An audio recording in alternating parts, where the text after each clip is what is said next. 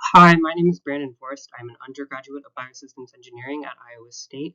This project was a preliminary investigation of the relationships between socioeconomic factors, green stormwater infrastructure, and urban water quality. Green stormwater infrastructure refers to techniques used to treat and store stormwater. It may have an impact on urban water quality due to its ability to remove pollutants. However, there is little research on what the large-scale implementation of these kinds of practices may have on local urban water quality.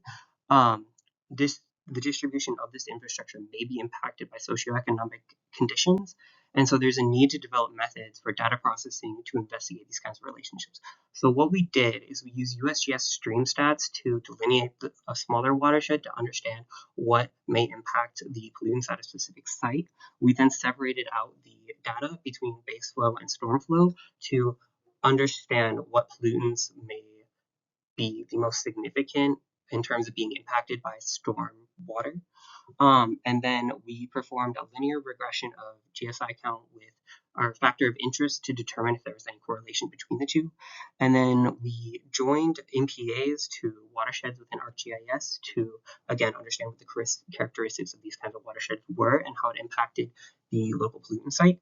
And then we also analyzed a specific watershed, MC38, which is a smaller subsection of the larger McAlpine watershed, to understand if these techniques worked. So as you can see here, we have a map of overall watersheds in blue, with our smaller watershed located in pink, with the smaller yellow regions being the MPAs that we joined to it. You can see below the data that we have for pollutants and how they vary between storm and base flow.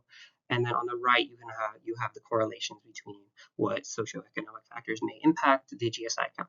So our results was that there was an increase for select pollutants and their concentration during storm flow. We found a low correlation between race and socioeconomic factors in general, and then the GSI count. So there was not a lot of correlation between the two. And then we determined that these techniques did work for future research. Future work involves using U.S. census tracts for more comprehensive data and to determine the strength of the relationship between pollutant concentration and local GSI count.